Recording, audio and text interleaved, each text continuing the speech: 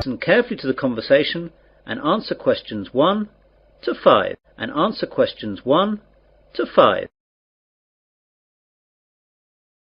Pan Asian Airways, John speaking. Can I help you?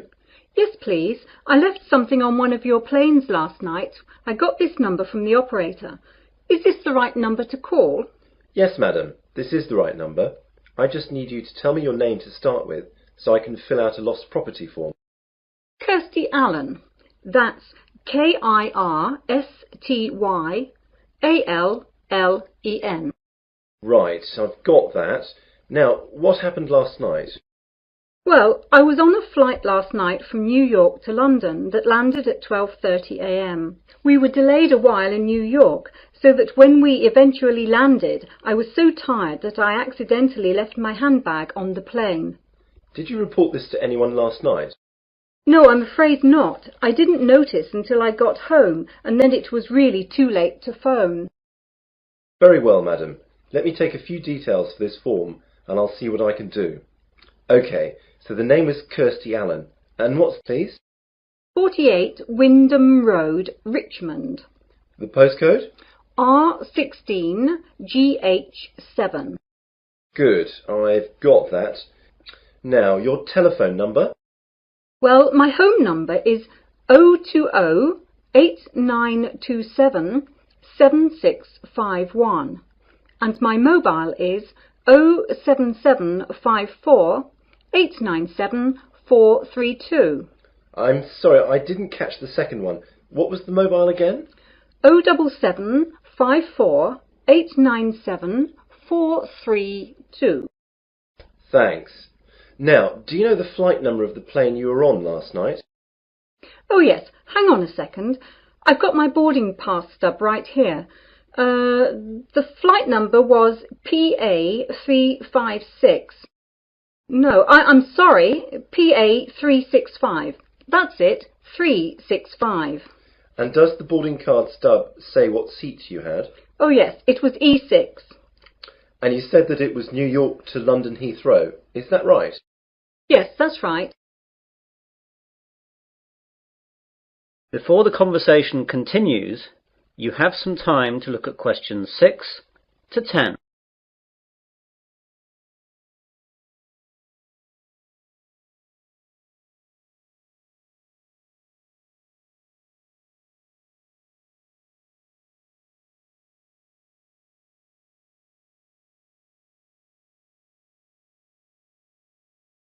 Now listen carefully and answer questions 6 to 10. OK then. Now, I have to take some details about the bag that you lost. It was a handbag, yes? That's right. Could you describe it to me? Well, I guess it just looks like any regular handbag. It's very dark red with black handles, and the catch on the top is gold-coloured. Does it have any distinguishing marks? Not really. It's quite new, you see, so I haven't scratched it or anything. It's got a brand name, but that's just inside the bag when you open it, under the catch. OK. Now, can you tell me what was inside the bag? Quite a few things, actually. Not my passport, of course, or I would never have got out of the airport. My purse is inside, and that's got about $200 and about £70 cash. There is also my credit card and some membership cards. Good. I'll just write that down. Anything else in the bag? A small paperback that I was reading, some makeup, my work keys, but not my house keys, thank God, and a couple of pens. Have you informed the police about the loss of the card? Yes, and I've also cancelled the card with the credit company. Right. Now what I'll do is to contact the lost property, which is where your bag will have gone if it was found. I'll give you a call back within an hour and tell you what the situation is. If you haven't had a call within an hour and a half, call back this number and ask for me. My name is John, OK? Yes, that's great, John. I'll speak to you later. Goodbye. Goodbye. That is the end of section 1. Have half a minute to check your answers.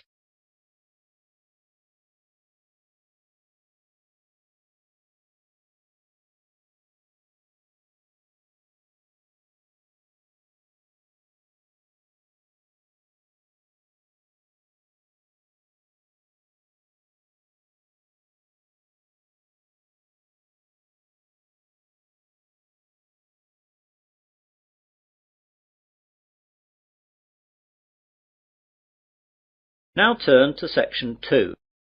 Section 2. You will hear a man giving a welcome speech to new students at the University of Wesley. First, you have some time to look at questions 11 to 14.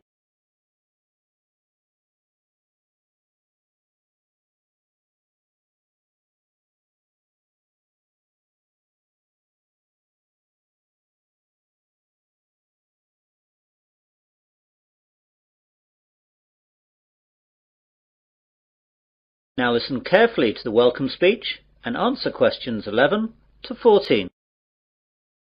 Hello and good afternoon. My name is John Walker and I'd like to welcome you new students to the University of Wesley. What I'm going to do today is just explain to you some of the facilities that you'll find here on our main campus and where you'll find them. If you look at the map on the overhead projector, let me talk you through some of the locations before describing some of them in more detail. Well, at present we're in the university's main lecture hall. If you go out of the main front entrance, then you will see opposite across the car park the entrance for the focal point of a lot of university life for most students. This is, of course, the Students' Union. About 150 yards on the left of the Union, as you look at it from here, is another focal point for the students, though not as popular as the Union, the University Library. Behind the library is the main university refectory, where many students eat both lunch and dinner. On the other side of the Union is the college chapel, and behind that there is a small hall of residence. There are 3 other halls of residence behind the Students' Union. Behind the hall that we're in now is the sports hall and grounds, and either side of us are academic departments with lecturers' offices, lecture halls, and various labs. You'll find it all a bit confusing at first, but you'll get to know your way around fairly quickly. You now have some time to look at questions 15 to 20.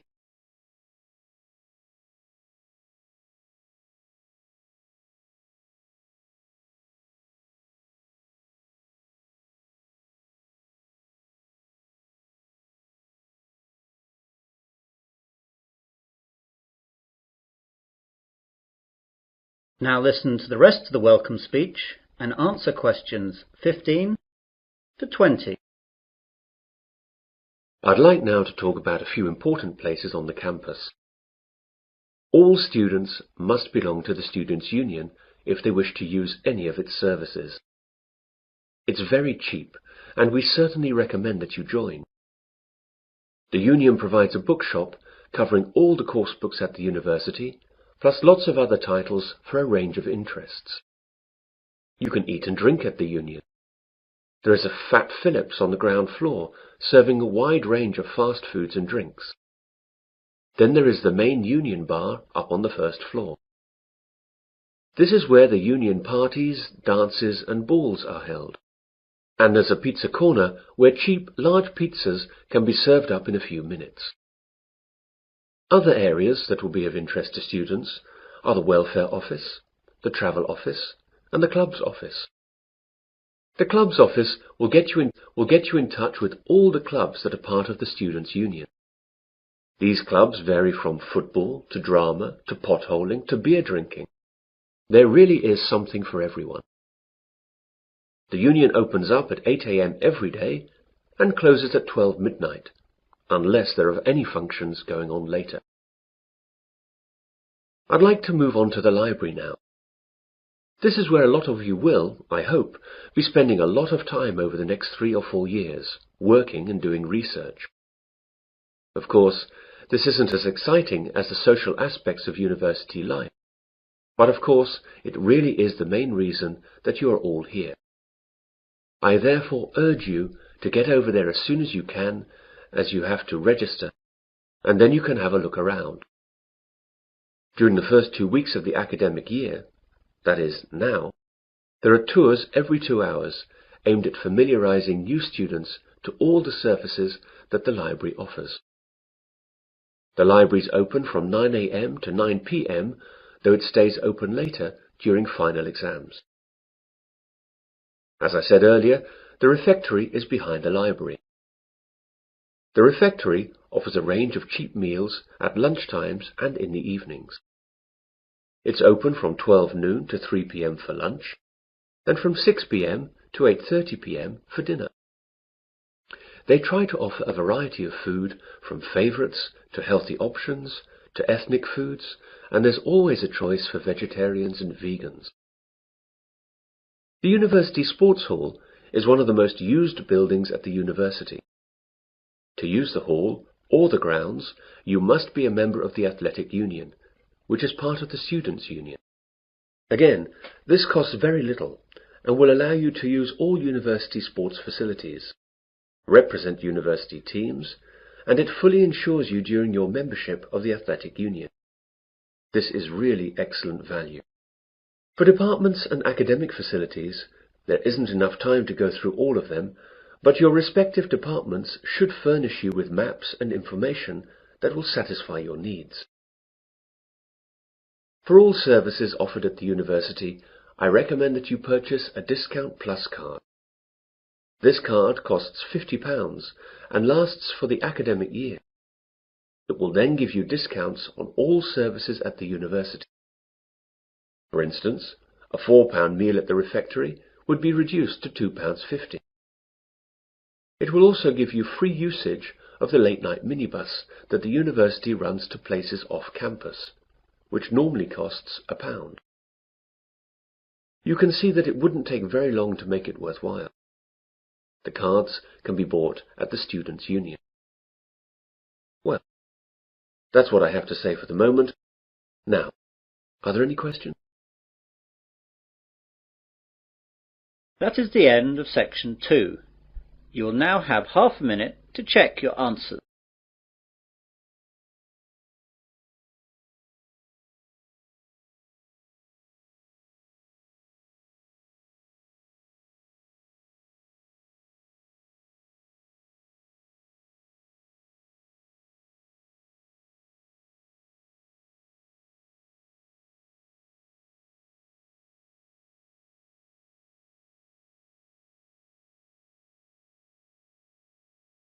Now turn to section 3.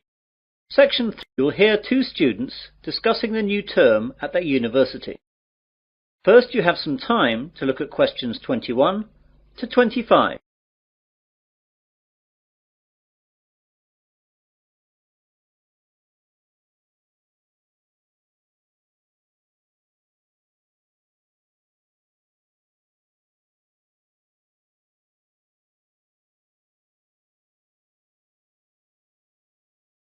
Now listen carefully and answer questions 21 to 25.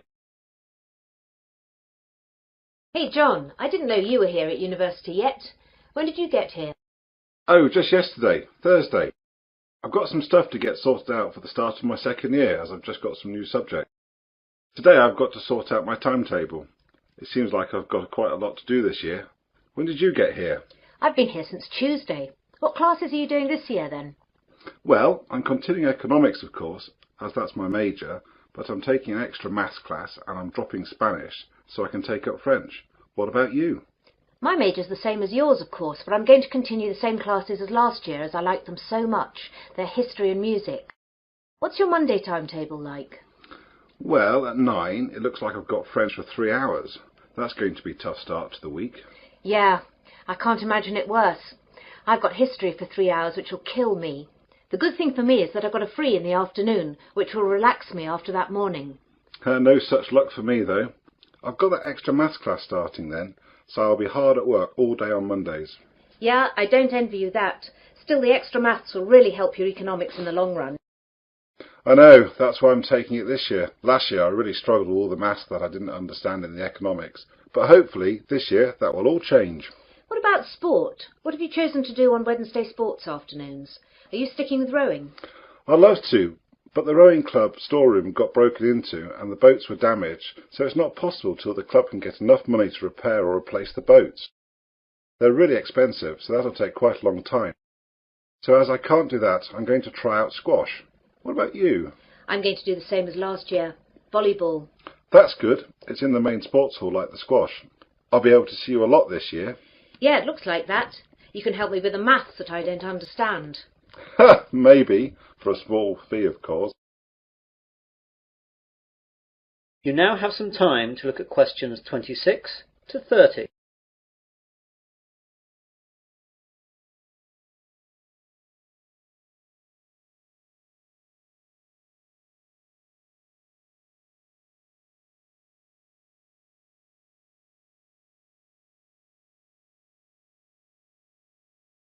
Now listen to the rest of the discussion and answer questions 26 to 30. I know it's early, but do you know anything about the first assignment that we have to do? Yes, it's already up on the economics faculty notice board. There's a choice of essays up there. I think there are about 10 you can choose from. I can't remember any of the titles though, apart from the one that I think I'm going to write about. What's that one then? It's about the short-term future of third world economies. Ooh, I don't like the sound of that. It seems very wide-ranging. It is, but remember that I spent some of the summer vacation travelling in Africa and Asia, so that has made me more interested in the subject, and I've also got some first-hand ideas on the subject. Does the essay list mention how long the essays have to be and the deadlines? Yes, you remember last year all the essays had to be 3,000 words in length. Well, that's gone up by 1,000 words. Oh no, they'll take ages. I know. I was hoping that they'd stay at 3,000 words, or only go up to 3,500. But no luck, I'm afraid. What about the deadline? The first one has to be in by the 30th of October, and the second one by the 30th of November. It looks like one essay a month like last year. Well, at least that hasn't changed. But as it's the end of September now, that leaves only a month to get the first one done. I'm going to have to get onto that straight away. Yes, you'd better. If you want to talk about it, I'm going to be at the campus cafeteria at 1:30 for lunch. We could go over some questions. I can't then, as I'll be in the sports hall working out. How about 3 this afternoon at the economics common room?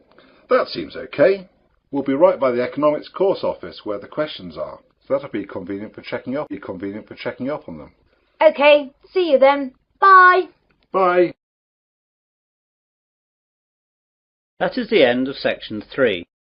You will now have half a minute to check your answers.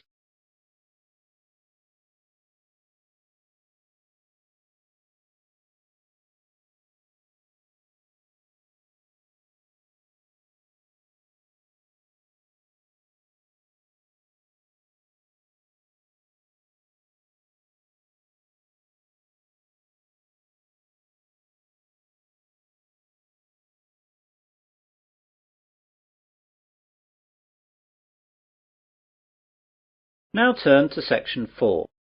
Section 4. You will hear part of an environmental sciences lecture. First you have some time to look at questions 31 to 40.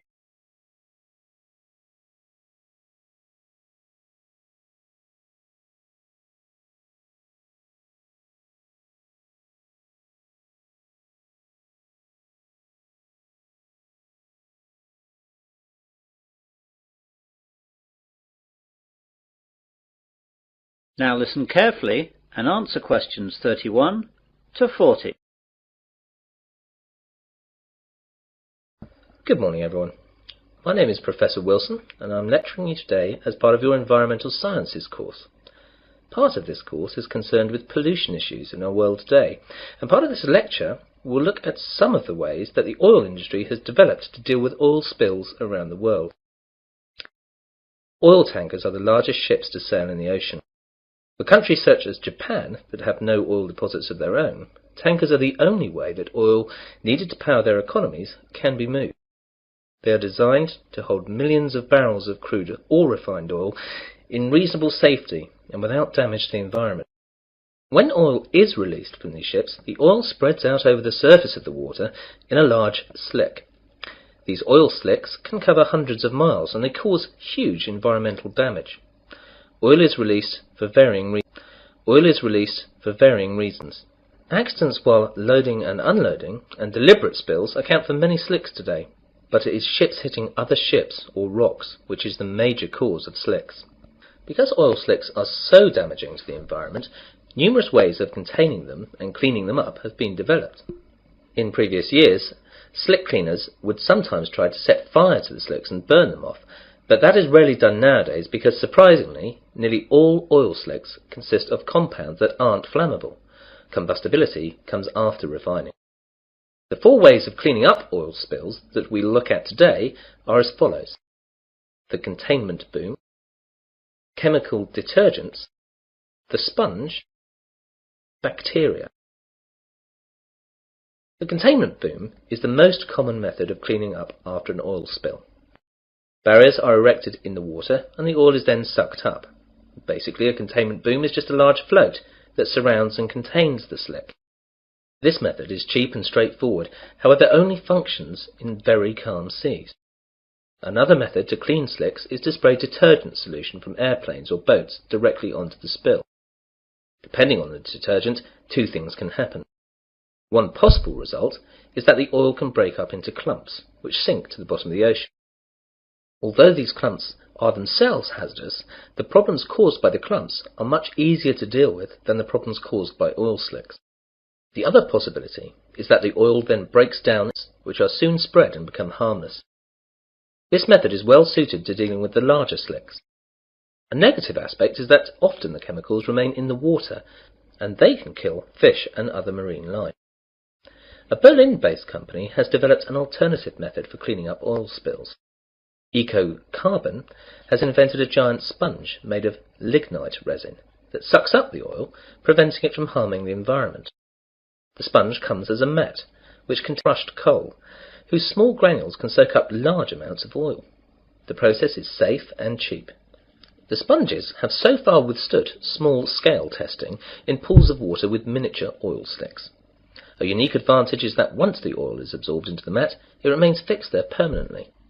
The downside, however, is that the mats become toxic waste. Scientists are also trying to improve other methods to fight oil spills. At the scenes of oil spills around the world, they found bacteria that seem to have an appetite for the toxic black sludge. Now the scientists are breeding these bacteria and studying them to determine which is the most effective at reducing oil levels. Eventually they hope to put the best bacteria to work in helping clean up after oil spill disasters. The bacteria actually use the oil as food. As the bacteria reproduce, they eat more and more of the slick until it finally vanishes. Eventually, this method should be cheap, easy to administer, and be completely eco-friendly, as when the slick is gone, the bacteria's food source is gone, and they die, leaving nothing behind at all. So far, this method has no discernible drawbacks. Well, that's the end of the section of the lecture on cleaning up spills. This subject is an optional essay for your course. You'll find the reading lists and essay questions on the faculty notice boards along with a deadline for submission. If you choose it, seminars will be held at a later date. That is the end of section 4. You'll now have half a minute to check your answers.